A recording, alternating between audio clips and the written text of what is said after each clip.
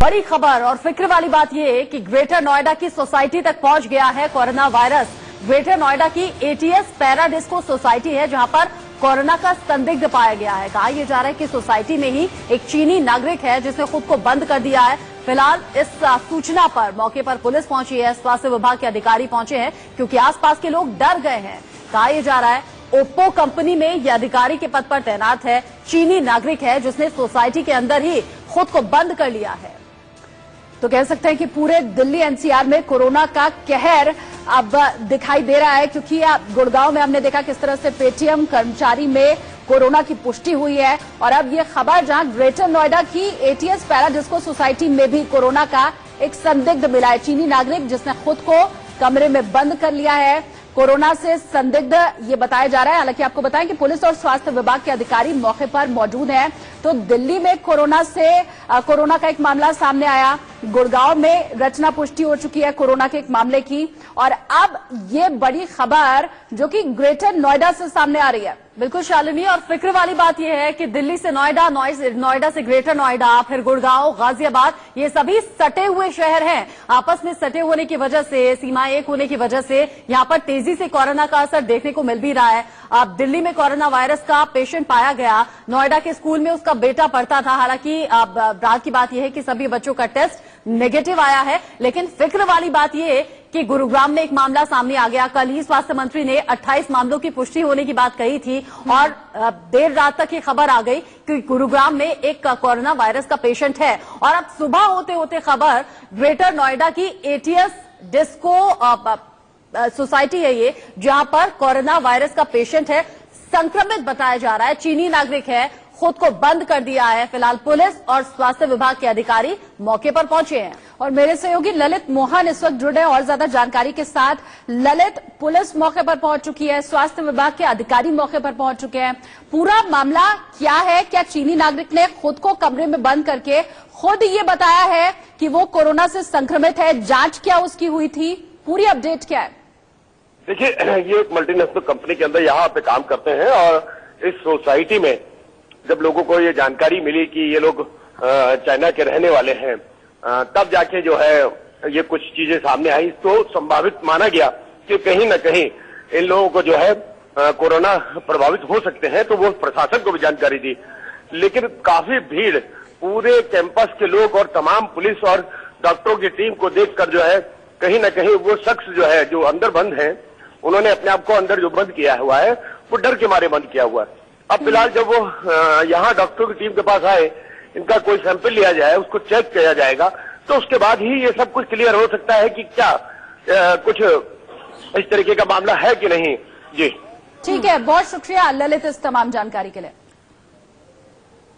हमारे यहाँ एक फ्लैट नंबर 19032 है, टावर 19 में। तो यहाँ कुछ चाइनीज रहते हैं, तो इनके पास कोई कॉल आया था, 100 नंबर पर गया है, तो बताया गया कि उसमें कोरोना वायरस हुआ है किसी को, चाइनीज को। तो उसी को लेके पुलिस वाले कई बार यहाँ आए भी हैं, कई गाड़ी आई हैं और बाकी मेडिकल टीम भी यहाँ कई बार आई है अभी, जो लेकिन खुलासा नहीं हो पाया है कि उसको कोरोना है या नहीं है अभी। अच्छा। बाकी प्रयास किया जा रहा है। क्या उसे मेडिकल टीम मिल पाई है, पुलिस की टीम? अभी कोई नहीं मिल पाया है उससे, एक्चुअली वो सामने नहीं आ पा रहा है, वो डरा हुआ है। तो ग्रेटर नोएडा से कोरोना वायरस से जुड़ी हुई है बड़ी खबर अभी हमने आपको दिखाई। और देखिए, दिल्ली एनसीआर में कोरोना वायरस का एक और मामला सामने आया है। अहम खबर इस वक्त की, अब देश भर में कोरोना के 29 कुल मामले सामने आ चुके हैं। हालांकि ये भी आपको बताएं कि इनमें से 3 मरीज इलाज के बाद पूरी तरह से स्वस्थ होकर के घर जा चुके हैं। हालात की गंभीरता का अंदाजा आप खुद इस बात से लगा सकते हैं कि प्रधानमंत्री हर दिन हालात की समीक्षा कर रहे हैं। उन्होंने इस बार होली मिलन न करने का ऐलान किया है। राष्ट्रपति भवन में भी इस बार होली मिलन समारोह नहीं किया जाएगा। इसके साथ ही साथ जबकि हैदराबाद की 9 कंपनियों ने अपने कर्मचारियों को घर से ही काम करने का निर्देश दे दिया है, क्योंकि स्थिति खतरनाक तो है, इसमें कोई दो राय नहीं है। घर से ही काम करने के निर्देश दे दिए गए हैं अपनी कंपनी के एम्प्लॉयज को, और साथ ही साथ प्रधानमंत्री के साथ ही जो बाकी मंत्रिमंडल के सदस्य हैं वो भी, और अरविंद केजरीवाल भी होली मिलन समारोह में शामिल नहीं होने की बात कह चुके हैं, लेकिन शालिनी अंदाजा इसी बात से लगाइए कि अगर चीनी नागरिक ग्रेटर नोएडा की सोसाइटी में रहता है तो लोगों ने सिर्फ ये जानकर कि वो चीनी है, लोग डर गए हैं, सहम गए हैं। 6 तस्वीरें अपनी टीवी स्क्रीन पर हम दर्शकों को दिखा रहे हैं। अब तक 29 मामले ऐसे हैं जहां पर पुष्टि हो चुकी है कोरोना वायरस की। अलर्ट पर देश है। होली नहीं खेलेंगे प्रधानमंत्री नरेंद्र मोदी।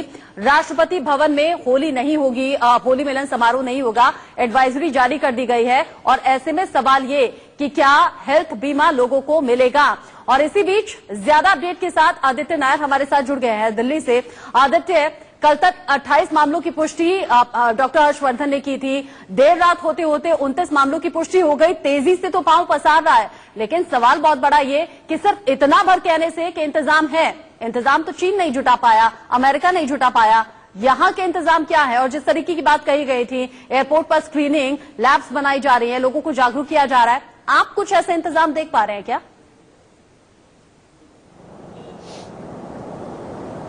जी, जहां तक एयरपोर्ट की स्क्रीनिंग की बात है, कल अश्विनी चौबे ने एक हाई लेवल मीटिंग की बैठक की थी और उस हाई लेवल मीटिंग में ये डिसाइड हुआ था कि थर्मल स्कैनिंग होगा जो 12 कंट्रीज हैं, जिसमें से चाइना, इटली जैसे काफी सारे यूएस इस टाइप के देश हैं जहां पर से लोग जो है थर्मल स्कैन होकर ही इंडिया में प्रवेश ले पाएंगे।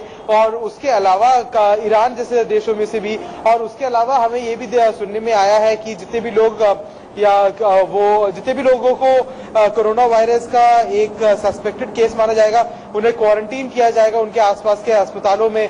और इसके अलावा देखिए, जहां तक इस पूरे जो वायरस है इसको कंट्रोल करने की बात है तो ये थोड़ा सा मुश्किल हो जाता है। वो इसी वजह से कि क्योंकि ये कोरोना वायरस जो है एक तरीके की सिर्फ एक फीवर या एक कोल्ड जैसा एक वायरस है जो कि किसी भी सरफेस पे, यानी मेटल हो, प्लास्टिक हो या खुद के किसी के स्किन पे हो, वो स्किन पे रहता है। ये हवा के बेसिस में नहीं फैलता है।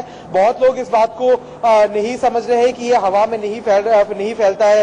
मास्क बहुत लोग खरीद रहे हैं। मास्क खरीदने से ज्यादा जरूरी ये है कि लोग अपने हाथ साफ लगातार करते रहे, हैंड सैनिटाइजर इस्तेमाल करें और टिश्यूज का जितना हो सके वेट वाइप्स या टिश्यूज हो उसका इस्तेमाल करें। मास्क से ये हवा में फैलने वाली बीमारी नहीं है।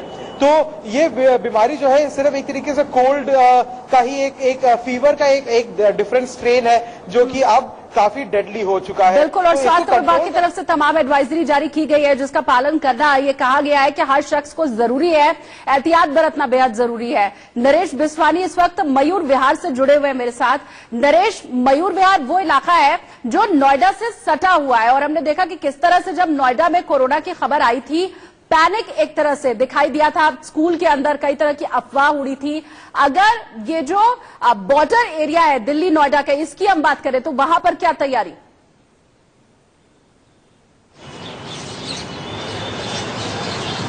नरेश, मयूर विहार वो इलाका है जो नोएडा से सटा हुआ है और हमने देखा कि किस तरह से जब नोएडा में कोरोना की खबर आई थी, पैनिक एक तरह से दिखाई दिया था। स्कूल के अंदर कई तरह की अफवाह उड़ी थी।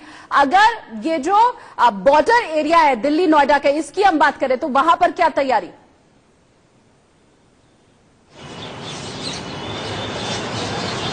देखिए, जो आसपास जितने भी अस्पताल हैं, 1-2 प्राइवेट अस्पताल हैं मयूर विहार एरिया के अंदर, साथ ही साथ अगर हम छोटे बड़े तमाम अस्पतालों की बात करें तो हर जगह पर तैयारियां जो है की जा रही हैं अपने स्तर पर अस्पतालों की तरफ से। और लगातार जो इलाके के लोग हैं, क्योंकि इलाके के अंदर भी लोगों के अंदर डर है कि कहीं कोरोना वायरस यहां पर न फैल जाए, इसी के चलते जो तमाम केमिस्ट हैं उनके पास से मास्क की जो सेल है काफी ज्यादा बढ़ गई है।